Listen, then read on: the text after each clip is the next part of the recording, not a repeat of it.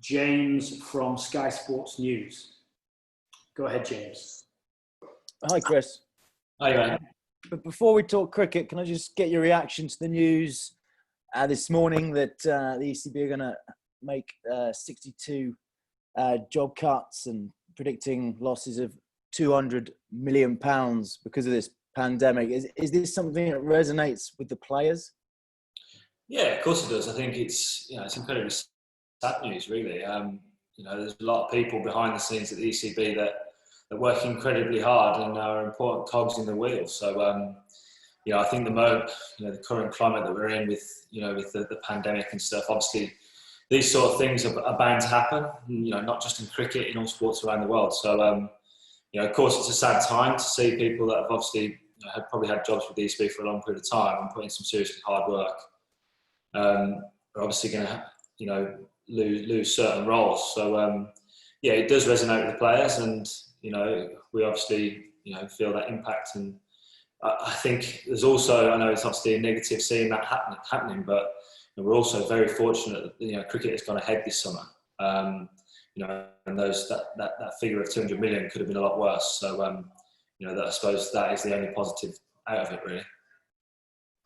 Yeah, does it hit home then just how important it was that the West Indies, Pakistan and Australia agreed to tour? Yeah, most definitely. I think we obviously thank them greatly, really. The fact that they took the effort to come over into which was unknown waters for them, I suppose. Coming across when no one really knew what cricket was going to look like in a bubble and that sort of thing. So really, thankful for them coming over and getting cricket on our shores has been really important.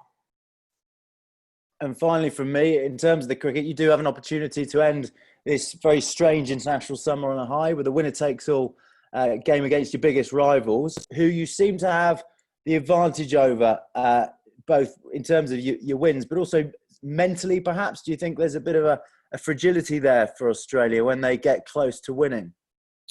I don't know. I think we look to go into each game and play each game as it comes. We obviously played against Australia a hell of a lot over the last few years, and we've obviously got a record in white ball cricket against them, most recently probably. But we know how dangerous they can be. They're obviously a good side. They showed that in a couple of occasions this summer, but also last summer and during the World Cup. How dangerous they can be as well. So I think we'll obviously reassess, look at what we can do to try and beat them tomorrow. But we'll obviously look at the positives and take the positives from the last couple of games.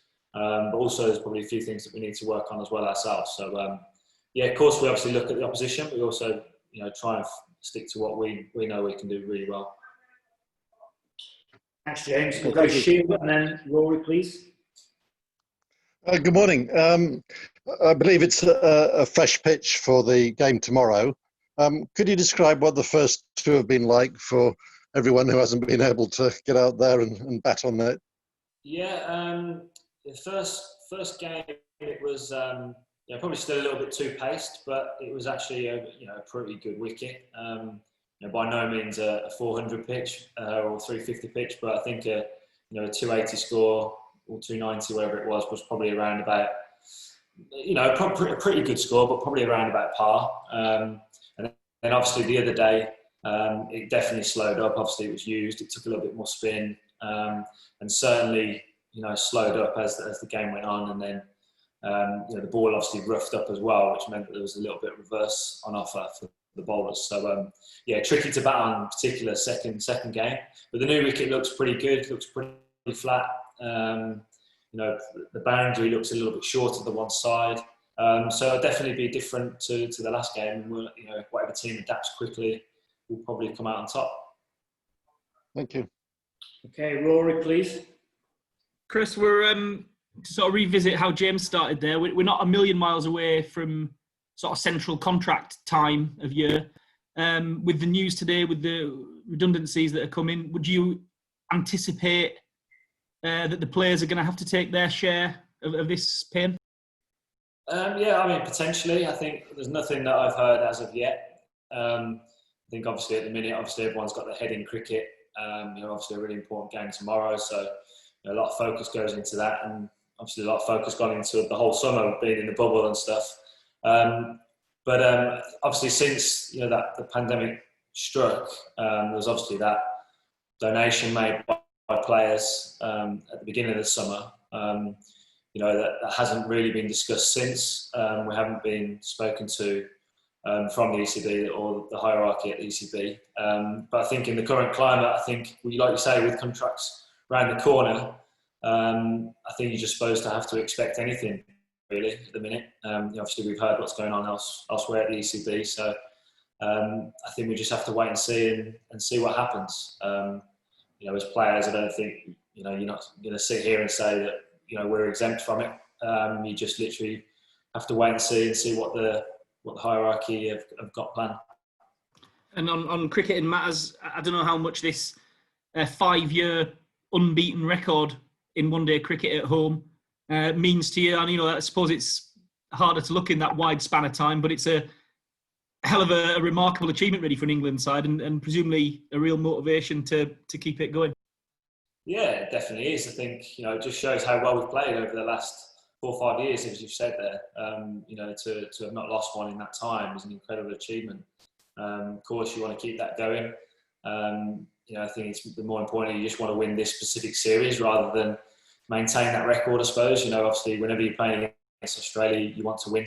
There's always enough on the line as it is playing against them. And I think it'd be really good for us to finish this summer on a high, hopefully. It's been tough for everyone involved, obviously, you guys as well. And it's just been great to get cricket on the screens for people to watch. And, for us as an England team, we've had some really good success as well. So it'd be really nice to finish on a high. Come on, cheers. Thanks, Rory. John and then Dean, please. Yeah, Chris, I think you've just said you had a fair bit of success this summer. I think if you win tomorrow, that means you've done a clean sweep of every series you played in every format, which is not bad going. No, it'd be great.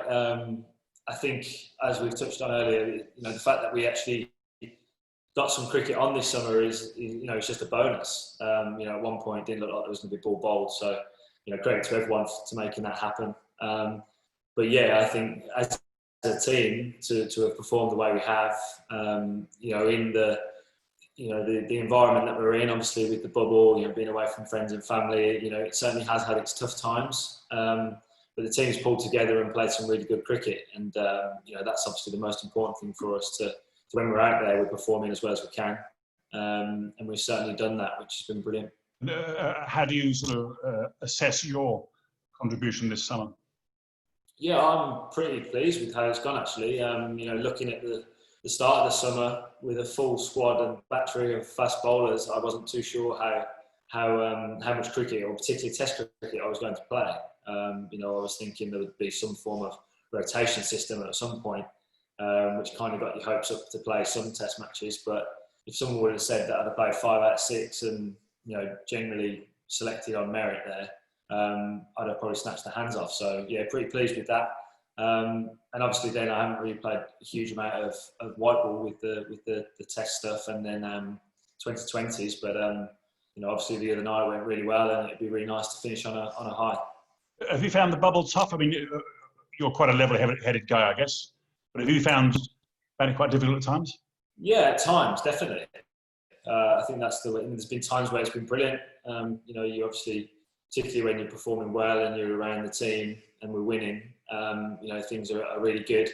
And then obviously there's times when you're not playing so well or you have a bad day, and it's hard to get away from. You're constantly looking at the pitch, which can be tough at times. You're obviously away from friends and family, which also has its reasons to make it hard as well. So there's definitely been periods where you wish you could get away from the game and get back home and see friends and family. But I think we've all stuck to the task really well, and I think it'd be nice for us to finish on a high. But I think everyone has done a great job this summer. Okay, we'll finish with Dean and then Gideon, please. Yeah, hi Chris. I know you asked about Australia's possible fragility, not being able to get over the line, but conversely, what does that say about kind of your team's ability to get over the line from anywhere? And I just wonder whether you kind of feel as though over the last 4 and now 5 years that you've kind of built up this body of work that's a little bit fearful for other teams, that says, look, no matter how far ahead of us you get, we might just rein you in. Yeah, I think that's right. I think we've earned that respect, I think, across that 4 or 5 year period. I think teams do realise that we can potentially win from any position, and the game's not done until they get over the line. So, we've obviously found that in this series, and, it was also the case in the T20 series. I think, we've earned that respect, I suppose. But I think within the dressing room, we've got that character and belief that we can win from any position. I think a few years ago, we felt that we could probably only win from that position with the bat, chasing, whereas now I feel that we can do it with the ball as well. I don't really see why that could change. I think we're in a great position as a team.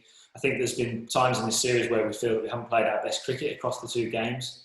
So we're hoping that we can put in a full, big performance tomorrow and put it all together, because there's certainly areas of our game which we feel haven't been quite as sharp as they would like them to be.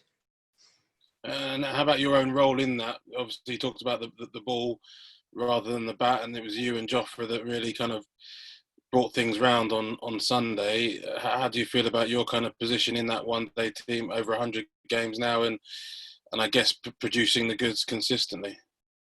Yeah, it's again, I think sometimes I have to pinch myself, really. I feel like 100 games at the start of my career was probably a million miles away, and didn't feel like it was even possible. So I still feel grateful to have the opportunity, and I've worked extremely hard at my game and my skills to make sure that I'm a part of this team. It's certainly not an easy team to stay in and break into. So really pleased with how it's gone, but I try and take one game at a time. I think I've said that many, many times to you. Try and stay in the moment. Don't look too far ahead. And the other night was brilliant. I think it was a different role for us to play, to obviously come back and try and attack and take some wickets, rather than obviously holding a few overs back for the death overs. It was a completely different, game completely, really, in comparison to a normal ODI. So, really pleased the way we pulled that back and kind of took the attack to Australia and put them on the back foot. I think it was the only way we were going to win that game. So, really pleasing. And just a last one from me. Sorry, Danny. I know you talked about a little bit about contracts. As far as I'm aware, the England central contracts are completely separate to kind of ECB staff, and therefore are not kind of involved in this kind of cost-cutting exercise. Do you, for your own kind of feeling, do you think that if the players weren't affected in any way by the reductions, that would sit uncomfortably with you? I think it's a situation where, like we had at the beginning of the summer, where obviously we were impacted, or the ECB was impacted, massively right at the beginning. And obviously there was those numbers shouted out that if there was no cricket played, we could potentially lost, I think it's over 300 million or something. But I think it is a situation where I think we have to sit down as players and see what happens with regards to these contracts coming up. We'll obviously know more in the next few weeks. And then obviously I think we reassess at that point. But at this moment in time, it's hard for me to sit here and say, we're going to take X cuts and there's going to be donations here, left, right, centre. I think until we've obviously see what happens and what happens from above, we'll then obviously get more of a feel for it. But certainly wouldn't rule that out. Thanks. And Gideon to finish. Hi, Chris. It'd be a strange summer if the only headlines Steve Smith made were getting hit by one of his own men in the nets. So if he plays tomorrow, and the vibe seemed to be from Australia that he might, are you very wary of, as a side of the impact he could have? Yeah, I think we are. I think we know he's a world-class player. We've been on the receiving end a few times, obviously, from Steve's performances in the past. So, yeah, of course, we know he's a world-class player and he can affect games. But at the same time, it can be tricky coming in, having not much cricket under your belt, and having to perform from ball one in a decider. So, we'll see. We'll obviously prepare for him to play. And if he does, we obviously have our plans for him, as you do for any player. But of course, we know he's a world-class player, and I think Australia would obviously love to see him back. Okay, thanks everyone. Have a good afternoon. Cheers.